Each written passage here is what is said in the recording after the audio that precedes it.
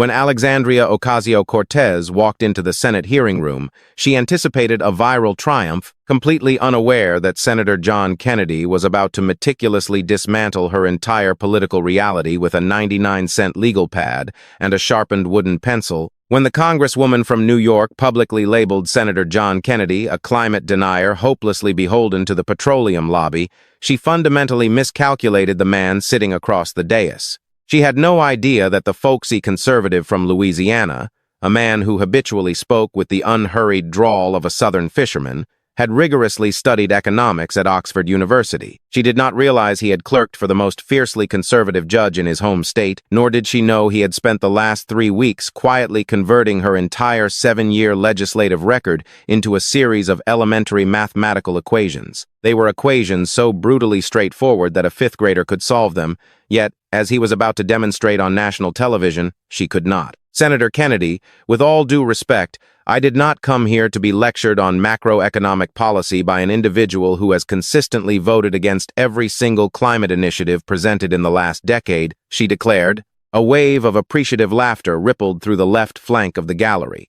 A section heavily populated by her loyal staffers and allied progressive media figures who had claimed their seats long before the opening gavel. AOC was entirely in her element. She thrived on this exact frequency. This was the anticipated clapback, the manufactured viral spectacle, the pristine 10-second video clip meticulously engineered to be heavily edited, subtitled, and algorithmically propelled to 4 million retweets before dinner time. She had navigated the labyrinth of congressional politics for 7 years. If that substantial tenure had yielded a remarkably barren harvest of actual, enacted legislation, it had undeniably honed her unparalleled instinct for the performative political kill shot. She could physically feel the impact of her words landing in the room. She leaned back into her witness chair, exuding the absolute confidence of a politician who was certain she had just won the morning. Directly across the imposing wooden dais, Senator John Kennedy observed her silently over the rims of his reading glasses. They were not designer frames. They were the utilitarian, plastic variety procured from a local drugstore, the kind that retail for roughly $12. He wore them not out of financial necessity, but because those inexpensive glasses were an integral component of his carefully cultivated persona, and that persona was a highly effective weapon. He did not immediately rise to the bait. He offered no defensive counterattack to her insult. Instead, he slowly reached for a yellow legal pad. It was the standard, flimsy variety you might purchase for $2, its top sheet already densely populated with handwriting that was astonishingly precise. He deliberately uncapped a standard ballpoint pen. "Well, ma'am," he began, his voice a gravelly, unhurried rumble, "I sincerely appreciate that sentiment, but I did not come here today to talk about the climate. I came here to talk about math, and I brought a pencil." The gallery erupted into laughter once more, but this time, the amusement emanated from an entirely different section of the room. 3 hours later, the video clip capturing what transpired next would amass a staggering 31 million views across multiple platforms. Conversely, the specific video clip that AOC's digital team had preemptively planned to publish the triumphant footage where she supposedly obliterated the antiquated senator would never see the light of day. It would remain permanently entombed within the drafts folder of an iPhone, sitting awkwardly adjacent to a pre-written caption boasting that she had schooled a climate denier in real time. It would stay completely unsent because the relentless intellectual dismantling that occurred over the ensuing 3 hours rendered that drafted caption hopelessly obsolete. Kennedy deliberately flipped to a specific portion of his yellow legal pad. He had meticulously organized his handwritten notes into distinct categories, marking them with standard, bent metal paper clips that cost a nickel apiece. Every single aspect of his visible preparation felt aggressively inexpensive. A brilliant theatrical choice, designed specifically to draw an inescapable visual contrast with the unfathomably expensive $93 trillion legislative proposal he was preparing to dissect. "Ma'am, I have thoroughly read your Green New Deal resolution," he stated, peering down at his notes. "All 14 pages of it. And I genuinely want to give you proper credit where it is due. It contains some undeniably massive ideas. You propose to fundamentally rebuild every single structure in the United States of America. You propose to federally guarantee a well-paying job for every American citizen who desires one. You want to completely eliminate fossil fuels within a 10-year window. and mandate that the entire national economy transition exclusively to renewable energy sources. Those are monumental, highly ambitious, swing for the fences types of concepts. As my mama used to say, you are dreaming exceptionally big. And she would have meant that statement as a sincere compliment. He slowly turned another flimsy yellow page. But here is exactly what is missing from those pages. It is not present on any of the 14 primary pages. It is completely absent from the attached appendix. It cannot be found in the frequently asked questions document that your congressional office hastily released and subsequently retracted the specific version that curiously mentioned guaranteeing economic security for individuals who are unable or completely unwilling to work. What is fundamentally missing from your grand resolution is a number. Not a single one. There is absolutely no professional cost estimate. There is zero mention of a viable revenue source. There is no strategic timeline with a dollar sign firmly attached to it. You have presented 14 pages detailing exactly what you desire to accomplish, and precisely 0 pages explaining how you plan to realistically pay for any of it. Kennedy looked up, his gaze locking onto hers.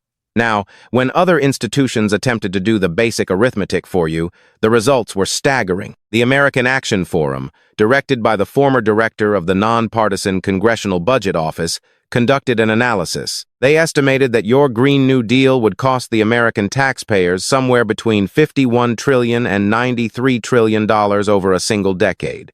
And your public response to that analysis? I specifically recall this because I wrote it down. Your response was to declare on national television that the economic experts citing these figures sounded exactly like Dr. Evil. Kennedy paused, slowly removing his glasses and methodically rubbing the bridge of his nose. Ma'am, $93 trillion is significantly more than the combined gross domestic product of the entire planet. Every single sovereign nation on Earth, combined, during a highly prosperous year, produces roughly $100 trillion in total economic activity. Your singular proposal would consume almost the entirety of global wealth. Now, regarding Dr. Evil, I have seen those motion pictures. If memory serves, Dr. Evil only held the world ransom for $1 million. So, I would respectfully suggest that the individuals who actually sound like movie villains are the ones arbitrarily demanding the entire global economy, not the diligent accountants who are simply trying to figure out what the invoice says. A distinct ripple of laughter cascaded down from the right-leaning side of the spectator gallery. Kennedy waited patiently for the ambient noise to completely settle. He did not wait because he required the dramatic pause for theatrical effect, but rather because rushing through a process was a concept entirely foreign to his core nature. But here is what truly concerns me, Kennedy continued, his voice dropping to a more serious register.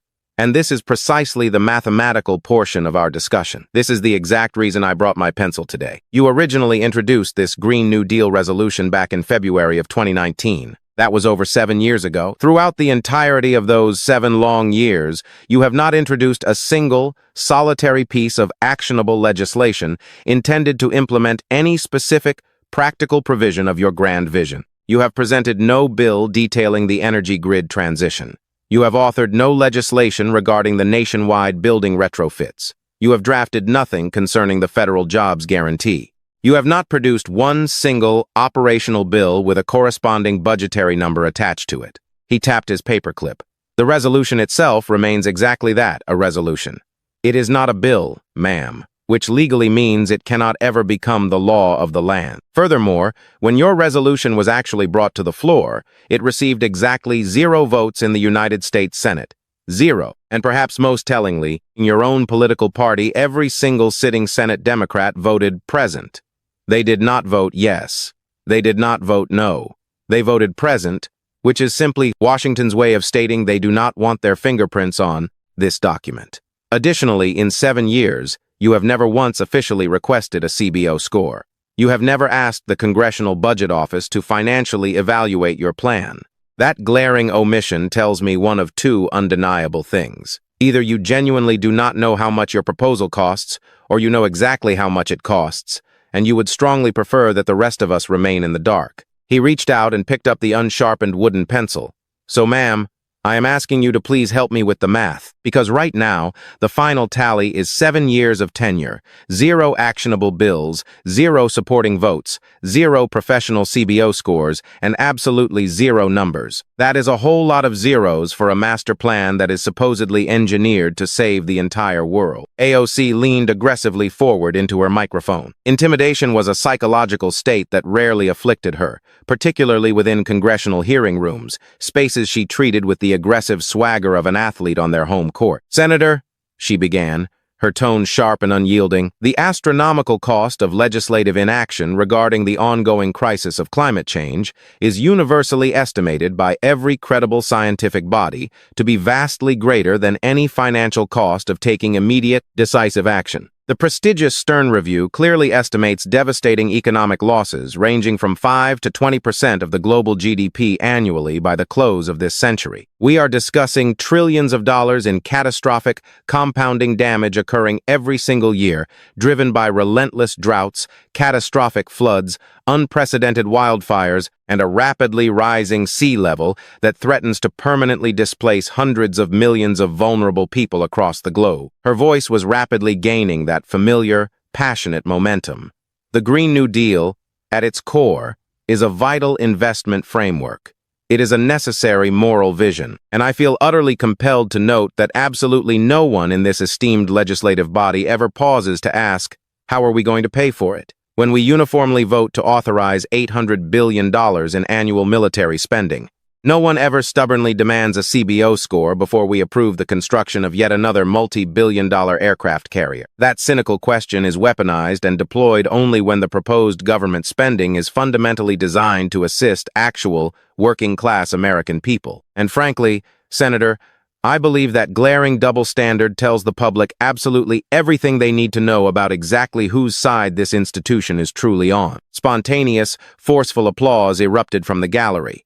It was undeniably a tremendously strong rhetorical pivot. She had successfully reframed a dry debate about accounting into a passionate battle over fundamental moral values. It was precisely the kind of emotionally resonant response that thrives in short video clips. Kennedy did not interrupt. He waited with the serene patience of an old man watching a summer rainstorm, entirely confident that the tempest would eventually exhaust itself. "Ma'am, that is an entirely fair point regarding our national military spending," Kennedy finally replied, his voice calm. "I will readily concede that ground to you. Nobody forces the Pentagon to show their underlying math nearly as frequently as they truly should. You are absolutely correct on that specific issue." AOC offered a slight, almost imperceptible nod, clearly caught off guard by the unexpected concession. However, Kennedy continued, the folksy warmth never leaving his tone. "Here is the fundamental difference. The United States military budget is, in fact, a functioning budget. It actually contains real numbers. It explicitly dictates exactly how many fighter planes we are purchasing, precisely what those planes cost, exactly where they will be stationed, and exactly how many trained soldiers are required to operate them. You can fiercely disagree with those numbers, but the numbers undeniably exist in reality. Your Green New Deal possesses no numbers whatsoever. It exclusively possesses aspirations. And let me be clear, I actually like aspirations. My mama taught me to dream big. She used to say, John, make sure you reach for the stars, because the absolute worst-case scenario is that you'll grab a sturdy tree branch. But my daddy was a practical accountant. He taught me something vastly different. He always said, son, make sure you thoroughly check the price tag before you casually toss that item into your shopping cart, because the grocery checkout line is absolutely not the appropriate venue to suddenly discover that you simply cannot afford to pay the bill. You have been rhetorically reaching for the stars for 7 long years, ma'am. And the sad truth is, you haven't managed to grab a single tree branch because you have stubbornly refused to do the basic math required to tell you exactly which branches are actually within your physical reach. Kennedy methodically turned to the next section of his legal pad. He moved with a deliberate slowness, recognizing that waiting bred tension, and that suffocating tension was the exact medium through which his delivery inflicted its most devastating psychological damage. Ma'am, if you'll indulge me, I'd like to tell you a brief story. Back in the year 2018, a corporate entity called Amazon publicly announced their intention to construct a second headquarters, affectionately dubbed HQ2. They evaluated major cities all across America, and ultimately, they chose your immediate neighborhood, Long Island City in Queens. They explicitly stated, "We will directly bring 25,000 lucrative jobs to this community. boasting an average annual salary of $150,000. We will generate an estimated $30 billion in desperately needed tax revenue for the state and city over a 25-year period. And in direct exchange, they asked for approximately $3 billion in local tax incentives. He removed his glasses once more. Now, where I come from, if a corporate executive walked into town and declared, "I am going to bring 25,000 lucrative jobs and $30 billion in new revenue, and all I require is a tax break," the local mayor would organize a ticker tape parade. My personal barber would aggressively offer them complimentary haircuts for life. Because exchanging $3 billion in hypothetical future incentives for $30 billion in guaranteed real revenue is exactly what professionals call a spectacularly good deal. It is a 10-to-1 return on investment. Kennedy's eyes hardened slightly. But what did you do? You publicly branded the entire arrangement as gross corporate greed. You actively mobilized your grassroots network to organize against it. You went on national television and aggressively argued that New York should never be forced to financially bribe a wealthy corporation. And your sustained pressure campaign worked flawlessly. Amazon packed up and left. They took all 25,000 high-paying jobs and relocated them to Arlington, Virginia. Those are now Virginia's jobs. That is now Virginia's massive tax revenue. He returned his glasses to his face. And then, approximately 10 months later, Amazon decided to quietly come back. They signed a standard lease for a modest office space in Manhattan. They brought a mere 1,500 jobs, and they received absolutely no tax incentives to do so. And how did you react? You rushed to Twitter. I have the exact printed copy of your tweet right here. You proudly proclaimed, "Won't you look at that? Amazon is coming to NYC anyway, without requiring the public to heavily finance their shady backroom deals." He peered over his lenses directly at AOC. "Ma'am, I really need to ensure I am correctly understanding the underlying mathematics here. You originally had 25,000 jobs on the table. You vehemently said no to that offer. Then, a year later, you acquired 1,500 jobs, and you threw a massive public celebration. Ma'am, that represents a catastrophic 94% reduction. You successfully traded 25,000 for 1,500, and you had the audacity to publicly label that outcome a glorious victory. I can assure you, if I marched into a local car dealership and proudly negotiated the sticker price of a new pickup truck upward by 94%, my loving wife would absolutely not characterize that outcome as a victory. My wife would immediately file divorce papers." AOC responded with visible force. This was her district.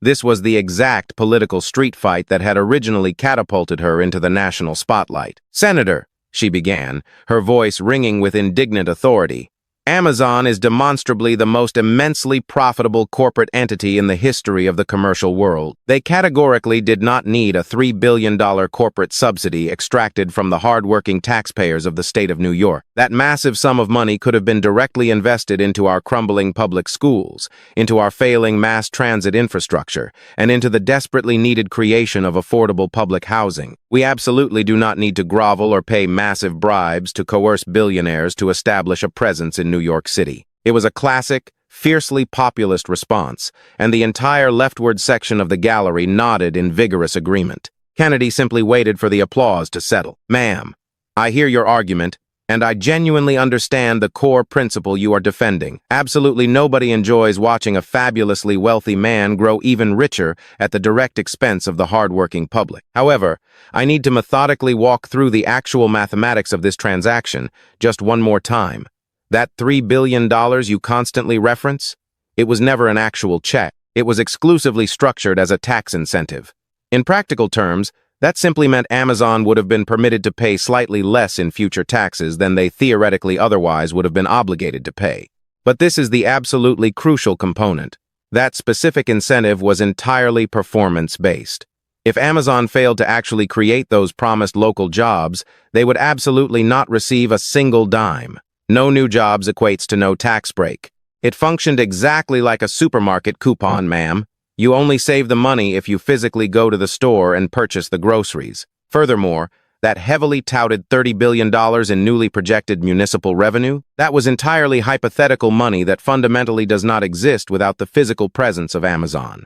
It is not $30 billion in cash currently sitting idle in a bureaucratic sock drawer. It represents economic value that was simply never generated, never taxed, and consequently never spent on any of those failing public schools or transit systems you passionately insisted the incentive money should have been redirected toward. You fundamentally cannot redirect capital that was never created in the first place. Kennedy paused, looking around the room. But let me put corporate finance aside. Let us talk about your specific congressional district. The median household income for your constituents hovers right around $55,000 a year. That represents a lot of incredibly hardworking folks who experience deep anxiety about making rent. Now, let us look at those 25,000 vanished Amazon jobs, boasting an average starting salary of $150,000. If you multiply that out, that represents $3.75 billion every single year in direct, localized wages, tangible paychecks, real money that flows directly into the local bodega, funds the neighborhood dentist, and supports the struggling daycare center. Those people, ma'am, your own people, permanently lost all of those massive, life-altering paychecks. And they lost them because you arrogantly decided, entirely on their behalf, that maintaining your own ideological purity was somehow worth significantly more than $3.75 billion in actual annual wages for your struggling neighborhood. And then, when Amazon quietly returned with a mere 1,500 jobs located over in wealthy Manhattan, completely outside of your district, you took a triumphant victory lap on Twitter. He slowly shook his head. Ma'am, I have had the privilege of serving in government for a very long time. And I have learned there are fundamentally only two distinct species of politicians. The first kind is the pragmatic operator who does the hard math, negotiates the best possible deal, and lets their constituents debate the outcome.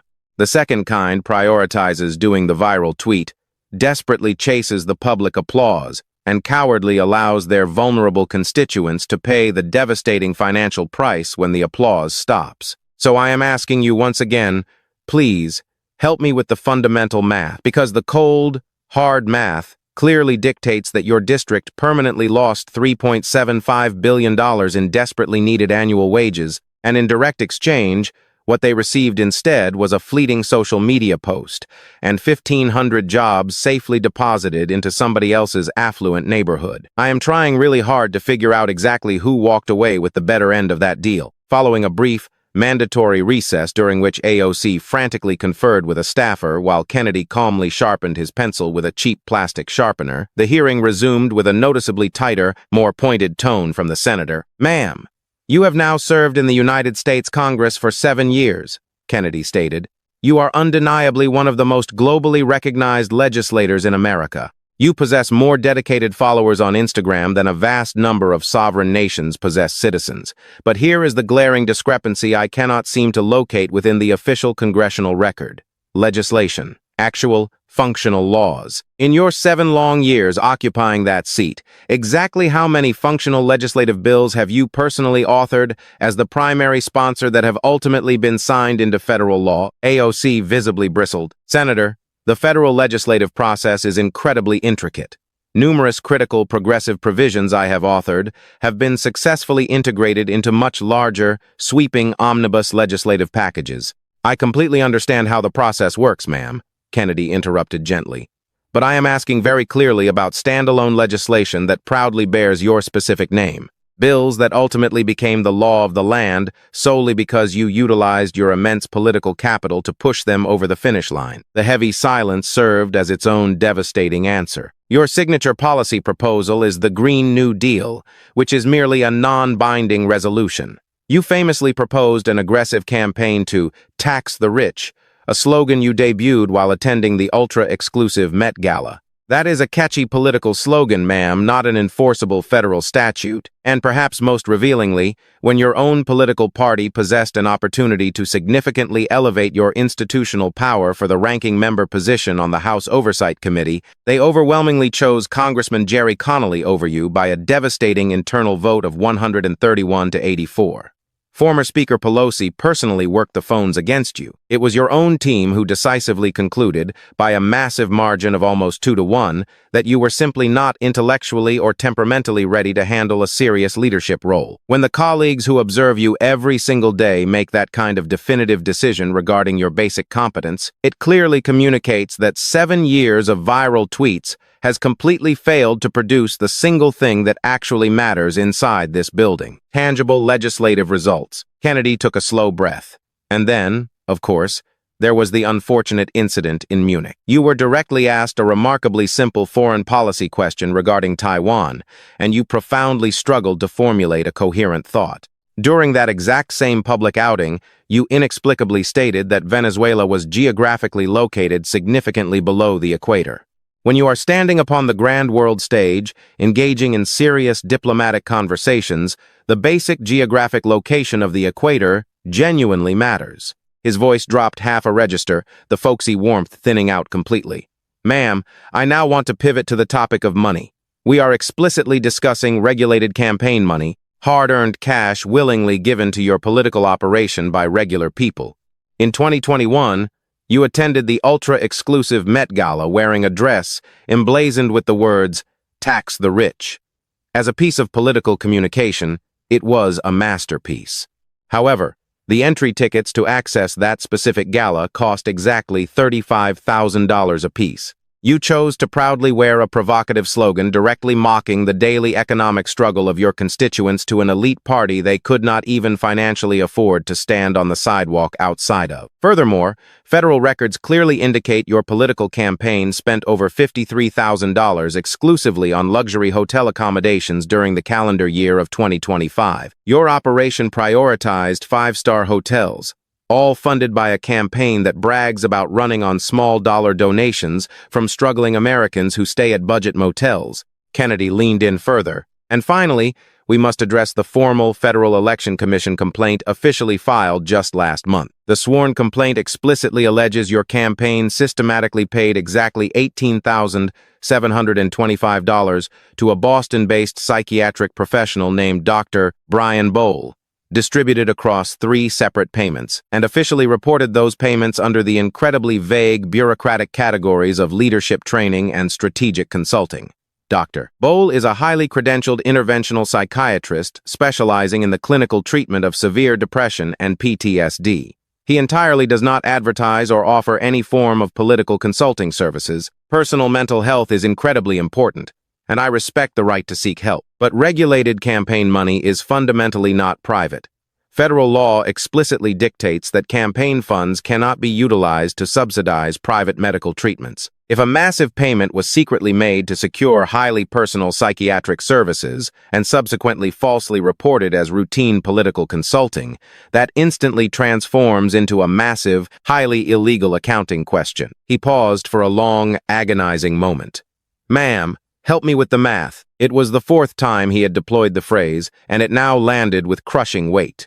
The committee chairman abruptly announced that Senator Kennedy possessed exactly 5 minutes remaining. Kennedy pushed his legal pad aside. He had memorized this final sequence. "Let me just quickly summarize exactly what we have discussed today," he said calmly. "You proposed a legislative plan that could cost up to $93 trillion, and when people asked how you intended to pay for it, you mocked them as fictional movie villains. In 7 years, you haven't introduced a single functional bill to implement that plan. You turned down 25,000 lucrative jobs for your struggling neighbors and celebrated receiving 1,500 jobs instead, actively rebranding a 94% financial loss as a massive victory. Your own party aggressively passed you over for leadership by a margin of 2-1. You unapologetically wore a $35,000 designer dress demanding we tax the rich to a party your impoverished constituents couldn't enter. Your campaign mysteriously spent $53,000 on luxury hotels,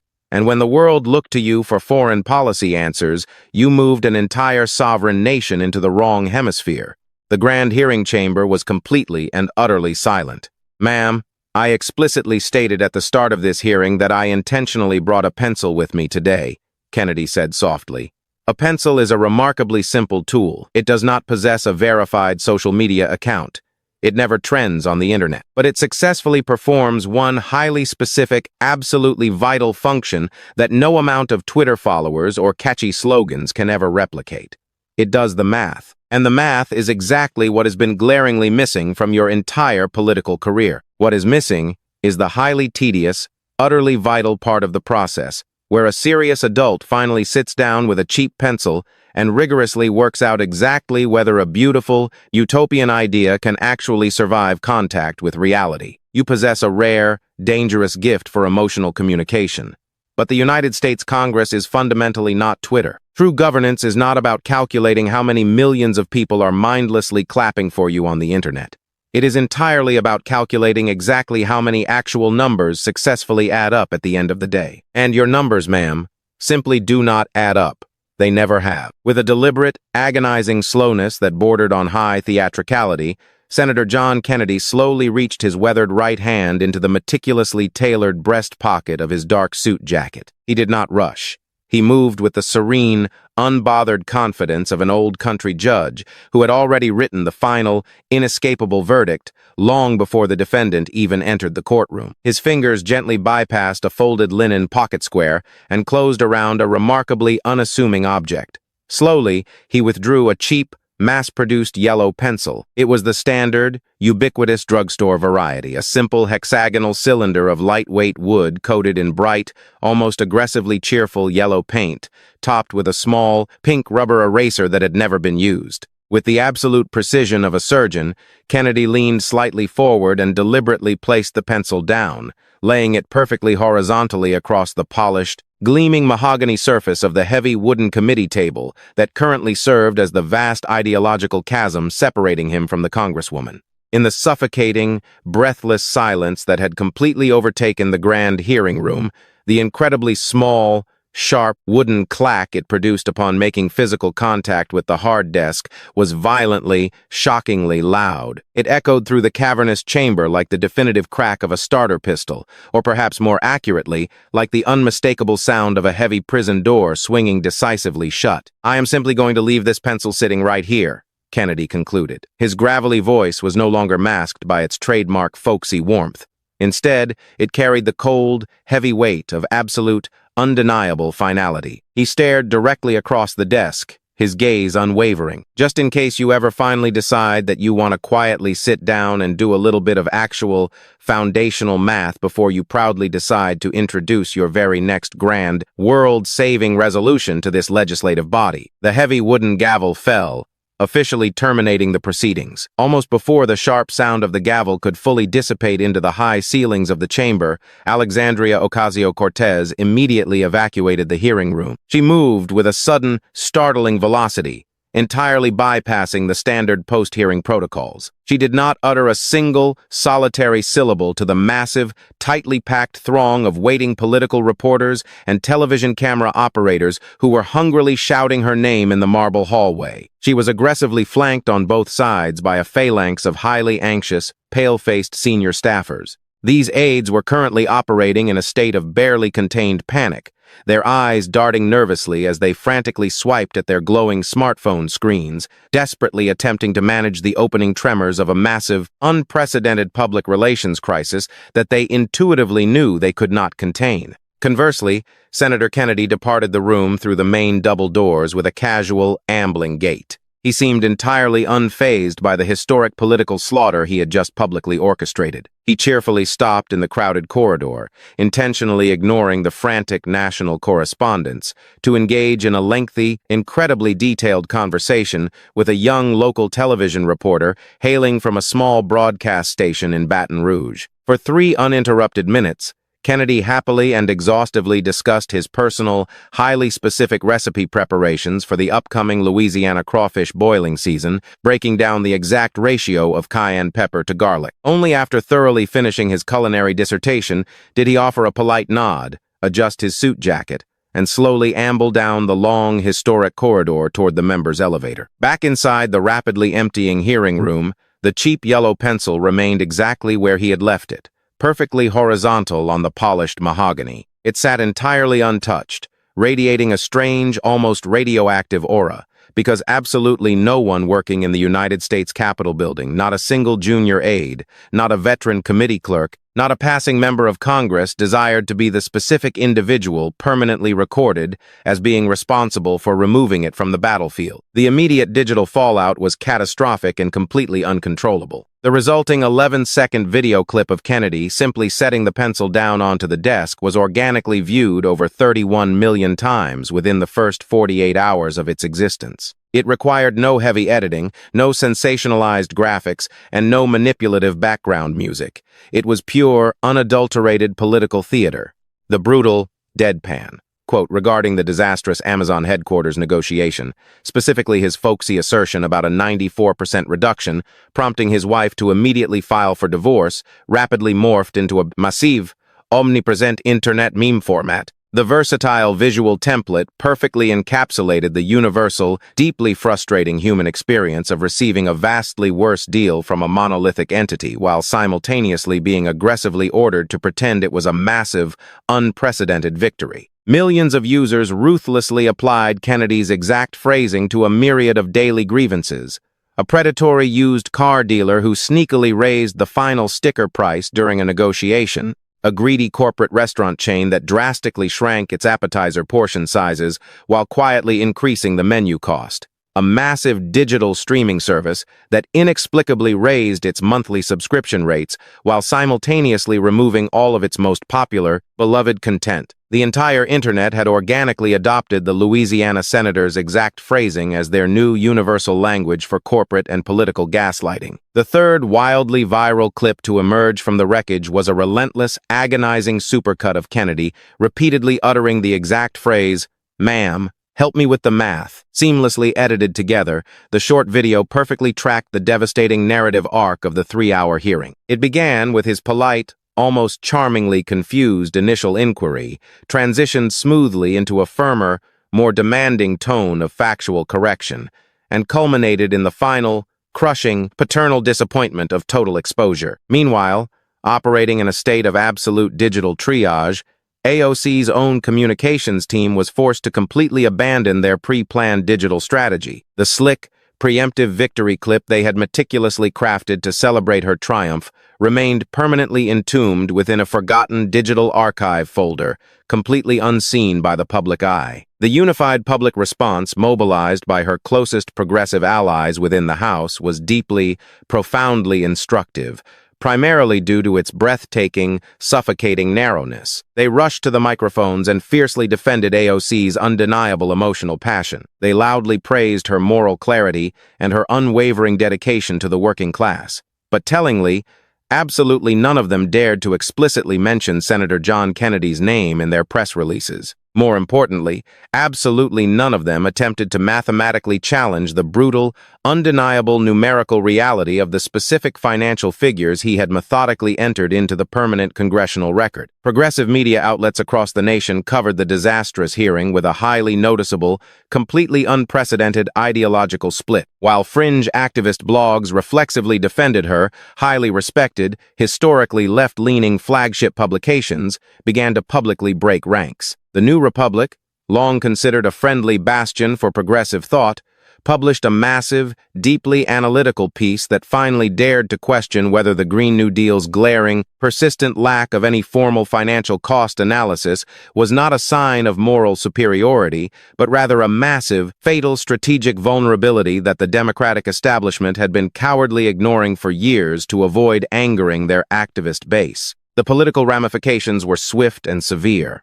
AOC's widely presumed, fiercely debated 2028 presidential ambitions quietly and permanently ceased to be discussed in any serious, mainstream political company. The underlying narrative had been fundamentally shattered. As one veteran, battle-hardened Democratic campaign strategist bluntly summarized to a national newspaper, the central operating question surrounding her career had violently shifted overnight. It transitioned from the exciting, speculative, "When exactly will she run for higher office?" to the deeply uncomfortable, completely devastating, "What, mathematically speaking, has she actually managed to accomplish during her tenure?"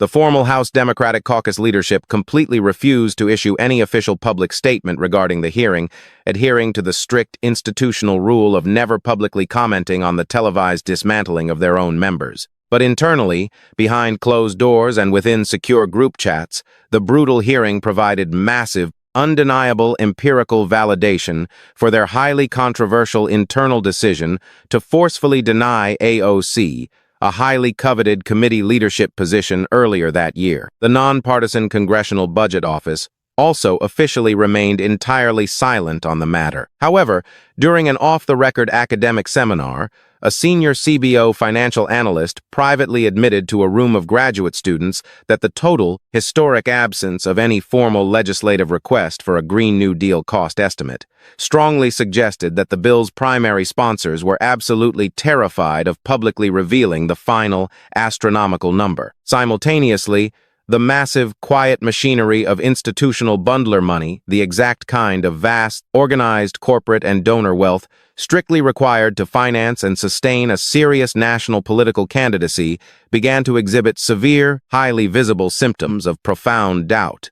Powerful financial bundlers quietly began pausing their early-stage exploratory conversations and indefinitely delaying scheduled fundraising dinners. Out on the highly lucrative corporate speaking circuit, where she had previously commanded exorbitant fees, high-paying corporate audiences and university boards now exclusively demanded the contractual ability to ask rigorous, unscripted questions during her appearances. This sudden, terrifying demand for unscripted accountability forced her panicked event organizers to hastily downgrade her sweeping, unchallenged solo keynote addresses into highly moderated, heavily structured panel discussions where she could be adequately shielded. Exactly 3 weeks after the hearing concluded, the shifting reality finally materialized at the ground level. At a crowded, sweltering public town hall event held deep within the Bronx, a local constituent, a tired man wearing a faded utility jacket, stood up and asked AOC a highly pointed, emotionally charged question regarding the exploding housing costs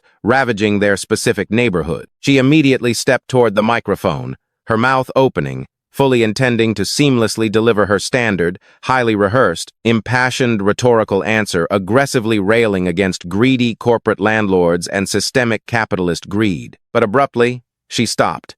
She completely halted her own momentum. She physically reached a hand deep into her pocket, pulled out her smartphone, and stared intently at the screen, completely internalizing a hard, undeniable number before speaking. The exact median rent in our specific congressional district currently sits at exactly $1,847 a month, she stated clearly and firmly into the microphone, her voice devoid of its usual soaring vibrato. That staggering financial figure currently represents exactly 40% of our district's median household income. Only after firmly establishing those cold, undeniable, mathematical facts did she proceed to passionately explain exactly what that specific math meant for the vulnerable, struggling families in the room. It was undeniably the very first time in 7 long, highly publicized years that she had intentionally chosen to anchor and lead her political argument with a hard mathematical number, instead of leading purely with a raw, unquantifiable feeling. The foundational, intellectual credibility of her argument was suddenly, noticeably, and vastly different.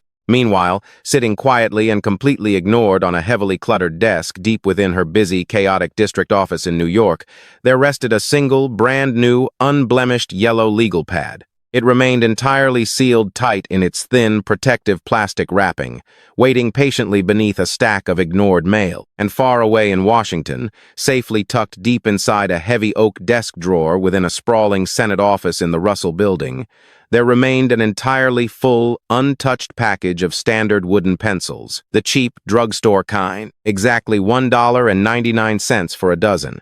One of that original dozen still sat completely undisturbed on a polished wooden table in a silent hearing room, and the final one remained securely tucked away within Senator John Kennedy's breast pocket, perfectly sharpened, meticulously maintained, and completely ready for immediate action, just in case the basic, unforgiving laws of mathematics were ever desperately needed in that grand building again.